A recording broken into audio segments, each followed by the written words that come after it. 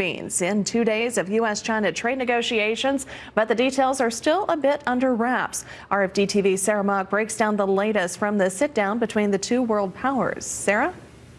Well, thanks, Janet. We are here on the tail end of what has been described as 2 very intense days of negotiation as U.S. and Chinese officials sit down for relatively high-level talks that are hoping to bring the ongoing trade dispute with China to a close by that hard deadline that's coming up at the end of this month. Now, of course, we did hear from U.S. Trade Representative Robert Lighthizer that some big systemic issues were addressed, and he described some progress made on those, including technology transfer, and intellectual property right issues that the president has been really focused on.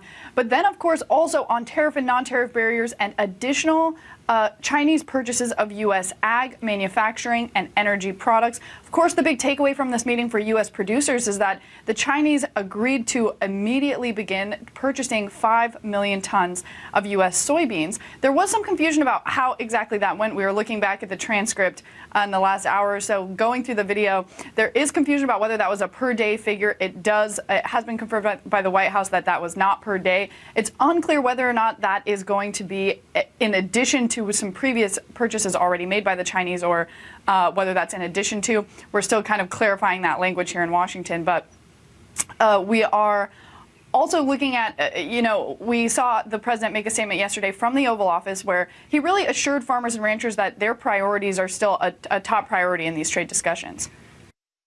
We won't have a deal if we don't open it up to the farmers, and we won't have a deal if they don't open it up to our manufacturers and just all of them. And I think China is very prone to do this. We're seeing those talks continue.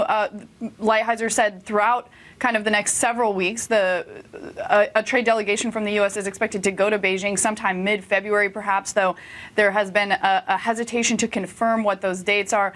Folks say that these talks are continuing really day in and day out, though the Chinese New Year is next week, and there will be a break taken during those talks as the country kind of takes a break to celebrate their biggest holiday. But we will be watching closely. We heard a bit of the hesitation from the White House. They released a statement yesterday after the China's vice premier sat down with President Trump in the Oval Office.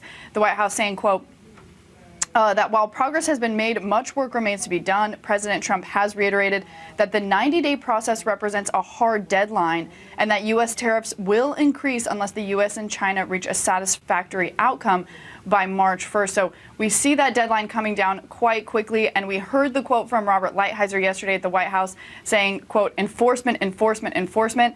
Folks have been a little critical of whether or not China has been willing to follow through on its commitments. So the U.S. won't be, I don't think, very hopeful of reaching an agreement until they're very sure that they'll be able to enforce any commitments that the Chinese make. Janet? As always, Sarah, thanks for keeping us up to date on all things China these days. Of course, we'll look forward to hearing more reports from Sarah as these trade talks continue over the coming weeks. Well, as the purchase details continue to develop, the markets are reacting, but analysts do say